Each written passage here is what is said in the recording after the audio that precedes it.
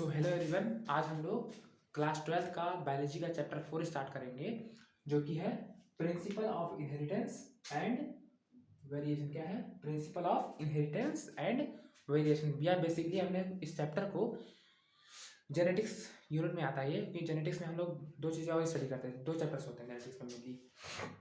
Genetics unit में क्या होते हैं? Principle of inheritance and variation, और दूसरा है मॉलिक्यूलर बेसिस ऑफ इनहेरिटेंस, जो मॉलिक्यूलर बेसिस ऑफ इनहेरिटेंस, जो इसके आगे वाला चैप्टर आता है। ठीक है, तो पहले हम लोग आज हम लोग पहले प्रिंसिपल ऑफ इनहेरिटेंस स्टार्ट कर रहे हैं। इसको हम लोग कंप्लीट कर लेंगे, तब हम लोग मॉलिक्यूलर बेसिस को स्टार्ट करेंगे। ठीक, तो पहले आज हम लोग कुछ बेसिक टर्म्स को जान लेते हैं। जेनेटिक्स या प्रिंसिपल ऑफ इनहेरिटेंस पढ़ने से पहले या जेनेटिक्स पढ़ने से पहले हम लोग कुछ बेसिक टर्म्स जान लेते हैं। जैसे सबसे पहले तो ये जानते हैं कि जेनेटिक्स क्या होता है। हेरेडिटी और वेरिएशन के स्टडी को ही जेनेटिक्स बोलते हैं। जेनेटिक्स क्या होता है? Study of heredity and variation is called genetics. ठीक है, study of heredity and variation is called genetics. Variation मतलब क्या होता है कि पर्टिकुलर प्रोजेनी में जो डिफरेंसेस होते हैं उन्हीं को हम लोग वेरिएशन बोलते हैं। ठीक, दूसरा है हेरेडिटी। हेरेडिटी क्या होता है? Transmission of characters. Transmission of characters का जो ट्रांसफर होता है फ्रॉम पेरेंट टू ऑफस्प्रिंग। ठीक है, पेरेंट मतलब वन जनरेशन, एक जनरेशन से दूसरे जनरेशन में जो ट्रांसमिशन होता है, यानी ट्रांसमिशन यानी संचार एक तरह से बोल सकते हैं, या जो ट्रांसफर होता है, मतलब एक जो कैरेक्टर्स का ट्रांसफर होता है। हेरेडिटी क्या होता है? कुछ कोई पूछे, मान लिया एग्जाम में आ गया कि व्हाट इज हेरेडिटी, या मान लिया आ गया मल्टीपल चॉइस में, तो हेरेडिटी क्या होगा? Transmission of characters from parent to offspring. ठीक है, मतलब एक जनरेशन से जो अगले जनरेशन में कैरेक्टर्स का पास ऑन होता है, उसी को हम लोग क्या बोलते हैं? उसी को हम लोग बोलते हैं हेरिडिटी। क्या बोलते हैं? हेरिडिटी बोलते हैं। ठीक, अब देखते हैं वेरिएशन क्या होता है। अब भाई देखो, जेनेटिक्स क्या होती है, हेरिडिटी में तो हम लोग यही जानेंगे ना हेरिडिटी और वेरिएशन क्या है। तो हेरिडिटी जान लिया हमने, कैरेक्टर्स का जो ट्रांसफर होता है फ्रॉम पेरेंट टू ऑफस्प्रिंग, मतलब from one generation to next generation, उसी को हम लोग क्या बोलते हैं? हेरिडिटी बोलते हैं। अब हम लोग वेरिएशन जान लेते हैं कि वेरिएशन क्या होता है। वेरिएशन होता है differences shown by offsprings which are absent in parent. मतलब वेरिएशंस वो होते हैं, मतलब जो जैसे मान लिया मेल और फीमेल पेरेंट है, मेल पेरेंट है और फीमेल पेरेंट है, तो उनसे जो प्रोजेनी आई, अगली जो जनरेशन आई, उसमें ऐसे कैरेक्टर्स का होना जो कि ना मेल में है, ना मेल पेरेंट में है, और ना फीमेल पेरेंट में है।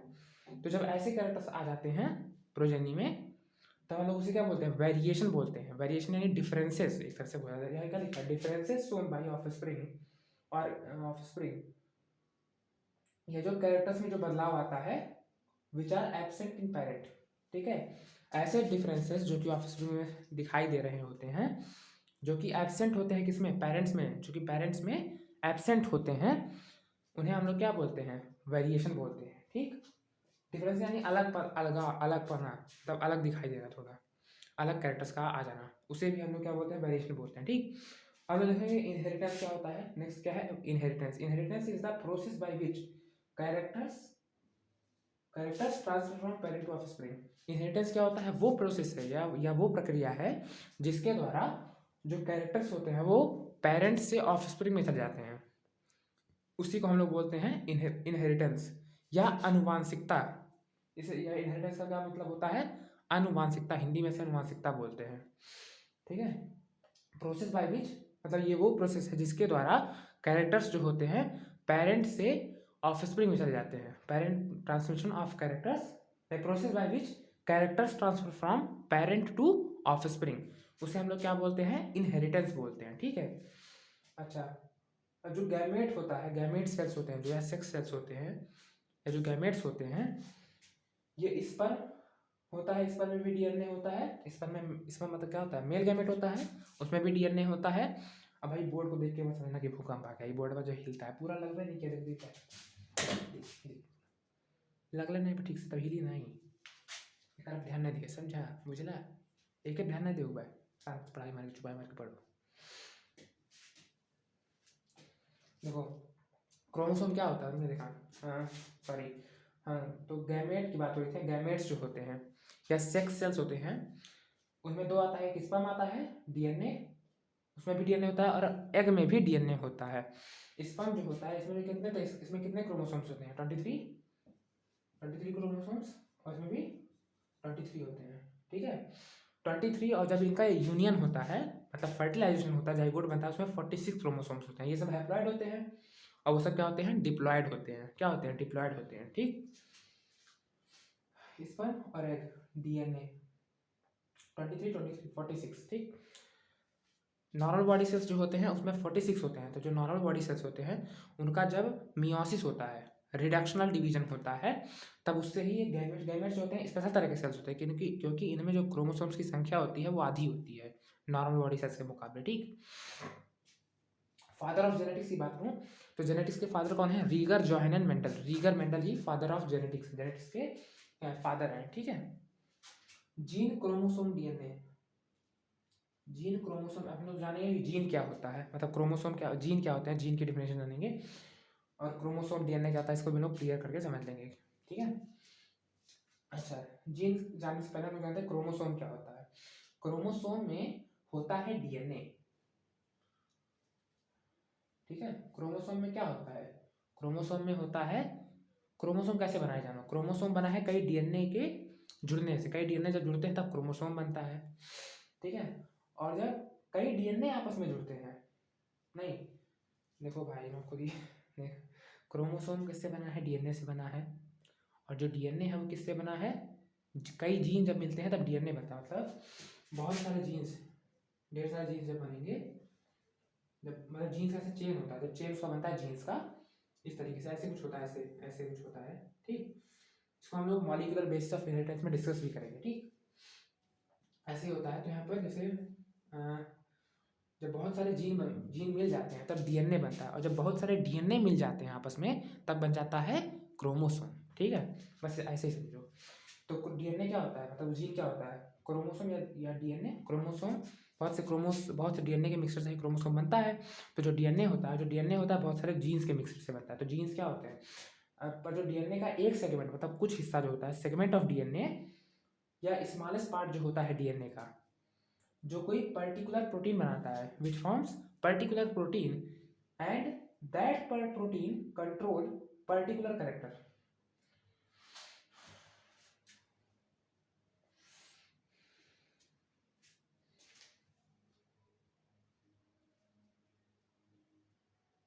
तो वही जो पर्टिकुलर प्रोटीन होता है, देखो जीन वही पर्टिकुलर प्रोटीन होता है, यहाँ जैसे लिखा है ना, क्रोमोसोम कैसे बनता है? बहुत से डीएनए के मिक्सचर से, और जो बहुत से जीन्स के मिक्सचर से बनता है, मतलब बहुत से जीन्स जब आपस में जुड़ते हैं तब डीएनए बनता है।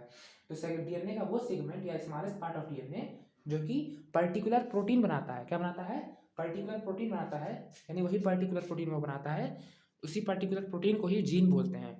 और वो जो पर्टिकुलर प्रोटीन होता है या जीन होता है, पर्टिकुलर प्रोटीन का जीन बोलेंगे, वो जो पर्टिकुलर प्रोटीन होता है उसी वही जो जीन होता है किसी पर्टिकुलर कैरेक्टर को, यानी किसी एक कैरेक्टर को, किसी स्पेशल एक कैरेक्टर को कंट्रोल करता है। ठीक है, मतलब जो जीन ही होता है, सबसे बेसिक यूनिट क्या है इनहेरिटेंस की? जीन ही है।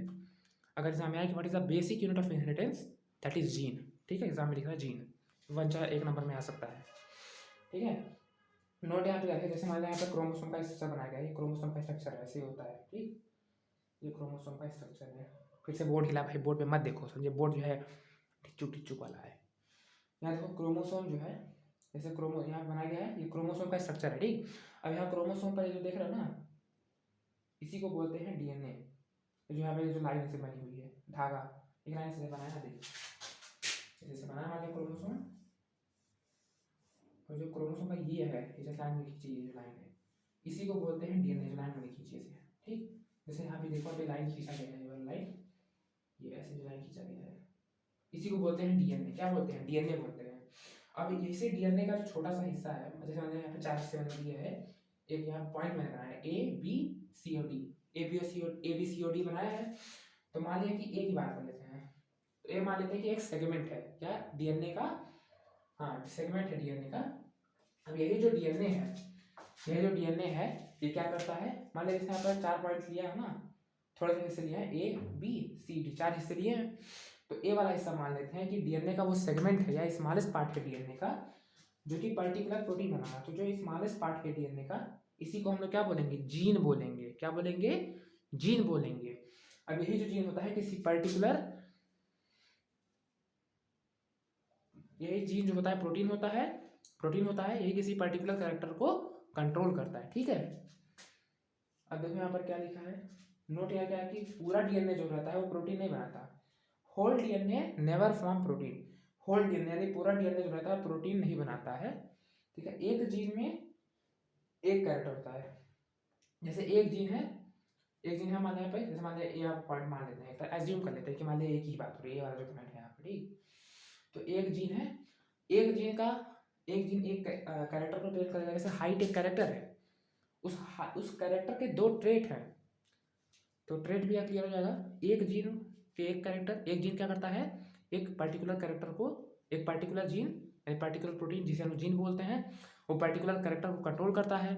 और पर्टिकुलर कैरेक्टर जो है वो दो ट्रेट्स होगा, मतलब एक जीन में एक कैरेक्टर और उस एक कैरेक्टर के दो ट्रेट। जैसे यहाँ पर एक जीन का एग्जांपल ये मान लेते हैं, ए पॉइंट मान लेते हैं, जैसे एज्यूम कर लेते हैं, या बी या सी या डी, कुछ भी आप एज्यूम कर सकते हैं, उसमें कोई डाउट वाली बात नहीं है। तो अभी ये मान लेते हैं कि ये पर्टिकुलर प्रोटीन है या जीन है, वो क्या करता है, हाइट को कंट्रोल करता है। किसी व्यक्ति या प्लांट या किसी भी ऑर्गेनिज्म की हाइट को कंट्रोल करता है, वो हाइट को, बिल्कुल हाइट कंट्रोल करता है। अब उस हाइट के दो ट्रेट होंगे, या तो लंबा होगा या छोटा होगा। ठीक है, तो लंबा होगा, जैसे यहाँ पे प्लांट की स्टडी की गई है, जैसे पी का एग्जाम्पल, मटर का, मेंडल ने किस पे स्टडी की थी, मेंडल पे ही तो, मटर पे ही तो स्टडी की थी, पी पर। तो पी का दो ही हाइट होता है, या तो लंबा होता है खूब खूब लंबा, या तो बवना रहेगा। ठीक है, तो यहाँ पे टाल और डॉल्फ क्या होंगे, ट्रेट होंगे। एक जीन के एक कैरेक्टर और उस एक कैरेक्टर के दो ट्रेट, टाल और डॉल्फ। ठीक है, एक जीन का एक कैरेक्टर और उसका एक कैरेक्टर के दो ट्रेट हो जाएंगे। ठीक है, दैट्स ऑल। अब मैंने भी चीज़ बताई गई है, इससे ये भी हो सकता है, जैसे सेब की बात की गई है, जो मटर के दाने होते हैं उनके आकार की बात की गई है।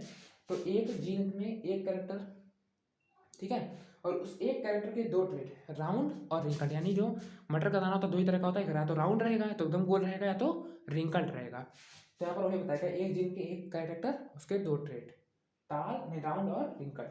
टर्म जीन किसने दिया था, ये जीन जो टर्म है किसने दिया था, जॉनसन ने दिया था। ठीक है, जॉनसन ने दिया था।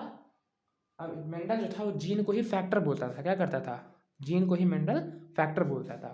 ठीक है, कार्ड एज, जैसे टर्म जीन है, so called as factor by Mendel. Mendel जो है जीन को फैक्टर बोलता था, और कहता था कि फैक्टर जो होते हैं वो पेयर्स में ऑकर करते हैं, मतलब जोड़े में होते हैं। मतलब ये जीन की बात कर रहा था भाई, जो कि आगे चलकर जो साइंटिस्ट होते हैं आगे दो तीन और, वो उसको प्रूव करते हैं। ठीक है, उसको हम लोग आगे फर्दर चैप्टर में आगे कैसे कैसे जीन की डिस्कवरी हुई उसको हम लोग आगे देखेंगे। ठीक, अब यहाँ पे एलील की बात कर लेते हैं। अब एक ये भी, जैसे हमने अभी तक क्या क्या देखा, जेनेटिक्स देखा क्या होता है, हेरिडिटी देखा, वेरिएशन, इनहेरिटेंस, क्रोमोसोम भी जान लिया, जीन क्या होता है भी जान लिया। ठीक, अब हम लोग किसको जान लेते हैं, अब हम लोग जानते हैं कि एलील क्या होती है। एलील, जैसे यहाँ पर एक जीन है, एक जीन के दो फॉर्म, ठीक है, जैसे एक जीन के क्या होते हैं, दो फॉर्म्स होते हैं। एक जीन में एक कैरेक्टर होता है और उस एक कैरेक्टर के दो फॉर्म्स होते हैं। देखा, मेनली देखा है दो ही कैरेक्टर्स होते हैं, दो ही फॉर्म होते हैं, या एक जीन के दो फॉर्म कह सकते हैं। जैसे यहाँ हाइट की बात की गई थी, जैसे यहाँ पे हाइट एलील समझने के लिए हाइट का एग्जाम्पल लेते हैं।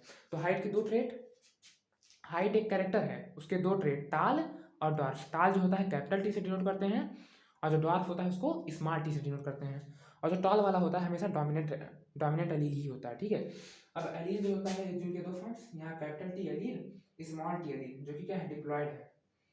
अब इसी को हम लोग होमोलोगस, मतलब होमोलोगस क्रोमोसोम किन्हें को बोलते हैं, जो कि सेम पोजीशन पर हो। ठीक है, अब एक जीन के एक कैरेक्टर के दो ट्रेट, जैसे एक जीन मान लिया हाइट को कंट्रोल करने के लिए एक पर्टिकुलर जीन है, हाइट एक कैरेक्टर है, उसको कंट्रोल करने के लिए एक पर्टिकुलर जीन है। अब उस कैरेक्टर के, यानी जो हाइट एक कैरेक्टर है उसके दो ट्रेट, टाल और डॉर्फ। तो टाल और डॉर्फ जो होंगे, ये टाल और डॉर्फ, इनको किससे, टाल को कैपिटल टी से और डॉर्फ को स्मॉल टी से। तो जो कैपिटल टी है वो क्या है, कैपिटल टी और स्मॉल टी क्या हुए, एलील हुए, मतलब जिनसे उनको रिप्रेजेंट किया जा रहा है, टाल और डॉर्फ को, उनको बोलेंगे एलील। ठीक है, जैसे पर टाल में, जैसे हाइट की बात करें तो टाल और डॉर्फ में कौन सा डोमिनेंट है, टाल डोमिनेंट है। मतलब जब भी कोई नया प्रोजेनी आ रहा है तो मोस्टली उसमें से जितने भी प्रोजेनी आ रहे हैं, जब क्रॉसिंग होगी आगे मोनो हाइब्रिड क्रॉस वगैरह की, सो हम लोग देखेंगे भी, तो उसमें मेनली क्या आते हैं, लंबे वाले ज़्यादा आते हैं, छोटे वाले बौने वाले कम आते हैं। ठीक है, तो यहाँ पर वही चीज़ बोली गई कि एक जिनके एक कैरेक्टर और उस एक कैरेक्टर का दो ट्रेट, क्या, टाल और ड्वार्फ। ठीक है, एक जीन के एक कैरेक्टर के दो ट्रेट और दो ट्रेट के दो एलील। यानी जैसे टॉल के लिए कैपिटल टी हो गया, टॉल के लिए एलील क्या है, कैपिटल टी, और ड्वार्फ के लिए स्मॉल टी है एलील। ड्वार्फ के लिए एलील क्या है, स्मॉल टी है। ठीक है, देखो एक जीन के एक कैरेक्टर के दो ट्रेट और दो ट्रेट के दो एलील हो गए, capital T for dwarf and small T for, नहीं, capital T for tall and small T for dwarf. ठीक है, तो ये याद रहेगा। अब होमोलोगस क्रोमोसोम क्या होता है पता ही है, जो सेम पोजीशन पर हो उसी को होमोलोगस बोला जाता है। ठीक है, तो हमने एलील भी समझ लिया, और बाकी चीज़ें जेनेटिक्स क्या होता है, हेरिडिटी क्या होती है, वेरिएशन क्या होता है, सब हमने समझ लिया।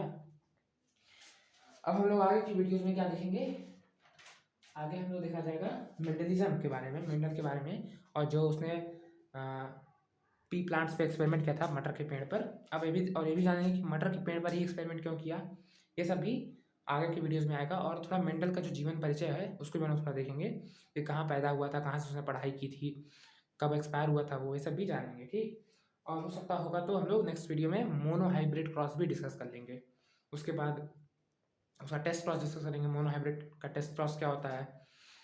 ठीक है, और फिर डाई हाइब्रिड क्रॉस देखेंगे, उसका टेस्ट क्रॉस, यही सब देखा जाएगा आगे नेक्स्ट वीडियो, आगे आता रहेगा। तब तक के लिए गुड बाय। ठीक है, बाकी कल इसका लेक्चर 2 आएगा, आज लेक्चर 1 है जो कि 15 मिनट का हो चुका है। अभी कितने देर का हुआ, हाँ 17 मिनट का हो चुका है। ठीक है, बाकी चीज़ें हम लोग कल देख लेंगे, तब तक के लिए गुड बाय।